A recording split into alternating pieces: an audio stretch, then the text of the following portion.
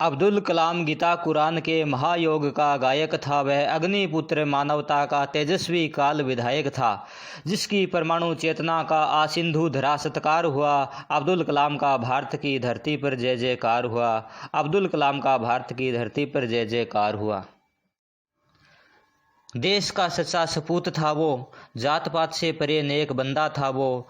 युवाओं का था सच्चा साथी, फकीराना जिंदगी जीकर जिसने देश को ताकतवर बनाया। सबके चहिता राष्ट्रपति कहला करे, लाखों दिलों में अपना स्थान बनाया, लाखों दिलों में अपना स्थान बनाया। नम आँखों को छोड़कर वो अनगिनत यादों में बस गया। मिसाइल मैन कहलाने वाला अलविदा दोस्तों कह गया, अलविदा दोस्तों कह गया। जी हाँ, missile man doctor Abdul Kalam की जयंती और विश्व विद्यार्थी दिवस पर आप सभी को बहुत सारी शुभकामनाएं।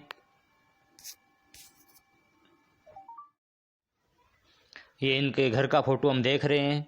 धनुषकोडी गांव, रामेश्वरम, तमिलनाडु।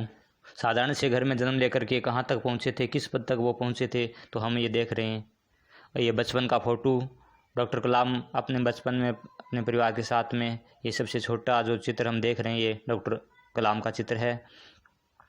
बचपन में फीस चुकाने के लिए इनको अखबार भी बेचने पड़े हैं, तो साइकिल द्वारा अखबार बेच करके अपनी फीस चुकाई है इन्होंने, जो हम इस फोटो में देख रहे हैं। डॉक्टर कलाम का सामान्य जीवन परिचय। डॉक्टर कलाम का जन्म 15 अक्टूबर 1931 को तमिलनाडु के रामेश्वरम जिले के धनुषकोडी गांव में हुआ था। इनका पूरा नाम था अबुल पाकिर जैनुलाब्दीन अब्दुल कलाम। इनके पिता का नाम जैनुलाब्दीन तथा माता का नाम आसियम्मा था। इनकी आत्मकथा का नाम है अग्नि की उड़ान। प्रारंभिक जीवन कठिनाइयों से भरा रहा।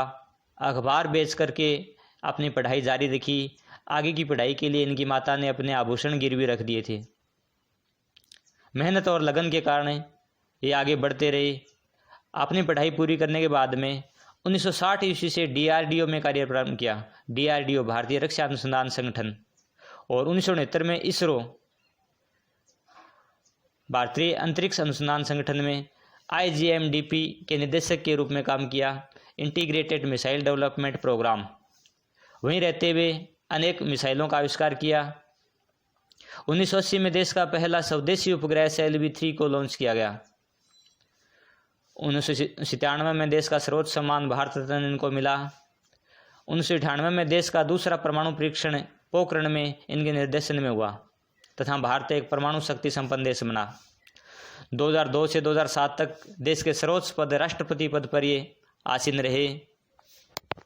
और डॉक्टर कलाम की प्रसिद्धि, महानता, युवा सोच और आजीवन शिक्षक की भूमिका में रहने की वजह से संयुक्त राष्ट्र संघ ने उनके सम्मान में सन 2010 में उनके जन्म दिवस 15 अक्टूबर को विश्व विद्यार्थी दिवस के रूप में मनाने का निर्णय लिया। इनका संपूर्ण जीवन देश सेवा में बीता। इनका निधन 27 जुलाई 2015 को शिलांग में एक शैक्षिक कार्यक्रम के दौरान हुआ। डॉक्टर कलाम का जीवन विद्यार्थियों एवं शिक्षकों दोनों के लिए प्रेरणादायक है। वे अपने आप को हमेशा शिक्षक ही कहलाना पसंद करते थे, यहाँ तक कि राष्ट्रपति पद पर पहुंचने के बाद भी अपने आप को एक शिक्षक के तौर पर देखते थे। युवाओं के लिए, विद्यार्थियों के लिए उनके अनमोल वचन हैं, वो ऊर्जा देने वाले हैं, प्रेरणादायी हैं, लक्ष्य की तरफ आगे बढ़ाने वाले हैं। तो सुनिए इनके प्रेरणादायी वचन। सूरज की तरह चमकने के लिए सूरज की तरह जलना जरूरी है। सपना वो नहीं जो आप सोते हुए देखते हो, सपना वो है जो आपको सोने नहीं देता।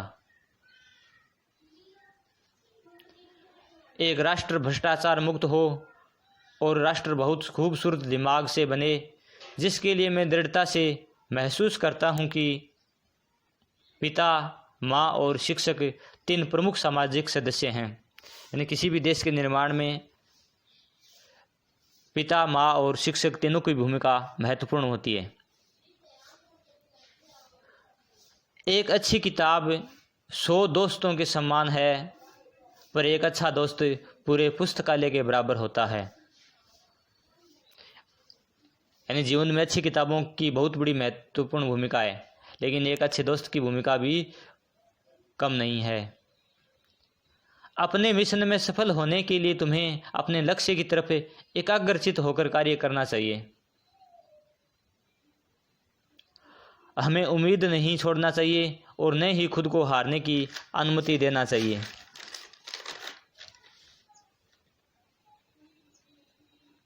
किसी को हराना तो आसान है, लेकिन किसी को जीतना बेहद मुश्किल।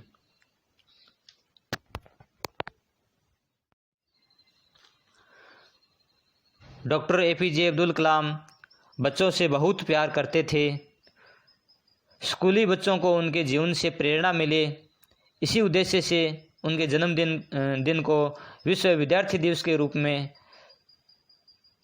संयुक्त राष्ट्र संघ द्वारा मनाने का निर्णय लिया गया था। सभी विद्यार्थियों को विश्व विद्यार्थी दिवस की एक बार पुनः शुभकामनाएं। मायूस मत होना, जिंदगी से किसी भी वक्त तेरा नाम बन सकता है। मायूस मत होना, जिंदगी से किसी भी वक्त तेरा नाम बन सकता है। अगर दिल में हो आग और हौसले हो बुलंद, तो अखबार बेचने वाला भी कलाम बन सकता है। अखबार बेचने वाला भी कलाम बन सकता है। जय हिंद।